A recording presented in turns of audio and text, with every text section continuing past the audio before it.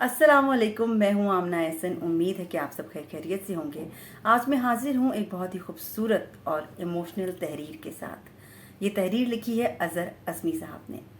जी हाँ, आप अपने मज़ाह लिखने और पढ़ने के हवाले से अदबी हलकों में और सोशल मीडिया पे ख़ासे मारूफ व मशहूर शख्सियत हैं, लेकिन आज मैं तस्वीर का दूसरा रुख आप लोगों को दिखाने वाली हूँ कि आप एक इमोशनल तहरीर को भी किस कदर खूबसूरती से लिख सकते हैं और हैंडल कर सकते हैं। तो फिर चलें। मैंने बचपन में ये माँ हर घर में देखी है। वो बहुत खामोशी से अपनी मेहनत का सारा पसीना दुपट्टे के पल्लू से पोंछ लिया करती। जब मैं बच्चा था तो मैंने हर घर में यही औरत देखी। नाम तो मुख्तलिफ थे मगर काम एक जैसे थे। मोहब्बत के बे को सारी जिंदगी नून यानी मेहनत करती। ये माएँ जो अब भी आपकी सेहत और सलामती मांगती हैं, आपको देखकर खुश होना चाहती हैं, कुछ देर बातें करना चाहती हैं। बैठ जाया करें, ताज़ा दम पर उठेंगे। जब हर तरफ मुनाफिकत, नफरत, मतलब परस्ती की कार्बन डाइऑक्साइड आपके जिस्म और रूह को अंदर ही अंदर आलूदा कर रही हो, तो आज़रदा ना हो। माँ से मिलना ताज़ा ऑक्सीजन से भी बढ़ता है। मैंने तो इसे अपने से पहले ही उठा देखा।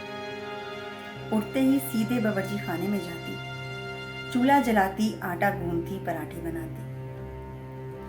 इस दौरान किसी बच्चे को स्कूल की पैंट शर्ट पहना रही होती तो चंद माँ के शीरख्वार बच्चे की आवाज़ पर दौड़ती, जल्दी जल्दी इसका निहालचा तब्दील करती और फिर स्कूल जाने वाले बच्चे को कपड़े पहनाने लगती। अभी बच्चे स्कूल गए ही होते कि शौहर की आवाज़ आती, चाय। इसमें ताखीर की कोई सूरत ना होती, क्योंकि साहब अखबार की सुर्खियाँ चाय की चुस्कियों के साथ पढ़ा करती। नाश्ते से पहले ही कपड़े इस्त्री कर दिया करती, जूते पॉलिश कर दिया करती। अगर कभी कुछ 19-20 होता तो सुनने को भी मिल जाता। उसने अभी तक मुंह भी ना धोया होता। चाय पीना तो बहुत दूर की बात है। उसने तो बस सुबह होते ही मशीन की तरह काम पर लग जाना था, जिसकी न तबीयत खराब होती है और ना मूड।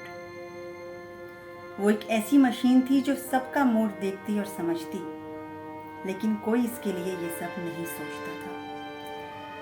सब चले जाते तो फिर वो दांत मांजती, मुंह धोती और रात की रोटी से ही 2 लुक़मे उतार लिया करती। इस दौरान शेरख्वार बच्चे को भी बार बार देखती रहती। दूध पिलाती, इसे दीवानावार प्यार करती तो लगता वो मशीन नहीं बल्कि एक जीता जागता जज्बात से लबरेज इंसान है। दोपहर से पहले ही वो खाने की फिक्र में लग जाती। गली में सब्जी वाला आ जाता तो सब्जी खरीदती, इससे भाव ताव करती। सब्जी लेते ही इसे छीलने काटने लग जाती। उसके हाथ में घड़ी ना होती मगर उसे एक एक घड़ी का पता होता। बहुत जल्दी में होती कि बच्चे आते ही खाना मांगेंगे।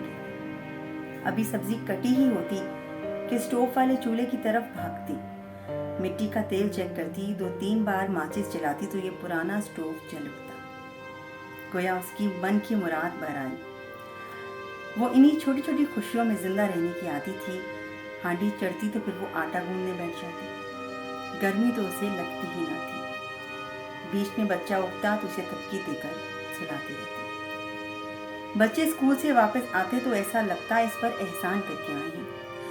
जो कुछ पढ़ा लिखा है वो सब इसे दे देंगे। कोई यूनिफॉर्म कहीं उतारता तो कोई कहीं। जूते और जुराबें घर में कहीं भी उतारे जा सकते थे। वो सबको समेटती। छोटे बच्चा का यूनिफॉर्म उतारती तो वो इसके हाथ ही ना आता। बड़ी मुश्किल से ये मरहला भी तय करती। हाथ मुंह धोने का कहती तो सब टाल मटोल कर लेते। फिर किसी ना किसी तरह वो ये काम भी कर लिया करती। किसी बच्चे के यूनिफॉर्म को बहुत गंदा देखती तो तिलमिला जाती, मगर फिर फौरन ये सोचती कि बच्चे गर्मी में स्कूल से आए हैं। खामोश हो जाती। बच्चों में तो जैसे पारा भरा होता, एक को संभाले तो दूसरा निकल जाए। बहुत तंग आती और कुछ न बन पड़ता तो गुस्सा आता, लेकिन उसका इजहार भी आंखों की नमी से करती। माँ बहुत गुस्से में होती है तो रो देती है। अब सब खाने की रट लगाए रहे। वो खाना लगाती तो किसी न किसी बच्चे का मूड ऑफ हो जाता कि मैं तो ये खाता ही नहीं। बहुत समझाती, बड़ी मुश्किल से राजी करती, بچے کھا پی کر بستروں میں لیٹ جاتے تو وہ بھی ایک دو لقمے کھا لیتے۔ اب اسے کپڑے دھونے ہوتے۔ کپڑے دھونے کی اس مشین کے 2 ہاتھ تھے جو بہت دکھ رہے ہوتے، مگر اسے یونیفارم تو کل کے لیے دھونے ہی تھے۔ رگڑ رگڑ کے دھوتی کہ کہیں کوئی داغ دھبا رہ نہ جائے۔ کپڑوں کو دھوتی تو اس کے چہرے سے ٹپکا پسینہ بھی کپڑوں میں گرتا رہتا۔ گھر میں سب سے زیادہ صحت مند اسے ہی مانا جاتا۔ یہ تھکتی نہ رکتی، بخار آتا تو ایک خوراک کے بعد پھر کام میں جٹ جاتی۔ کوئی سوچتا بھی نہیں کہ کچھ دیر پہلے تو یہ بخار میں پھک رہی تھی۔ اگر کوئی پوچھ لیتا تو سرسری سے جواب دیتی، ارے کچھ نہیں، ہلکا سا بخار تھا، اب ٹھیک ہوں۔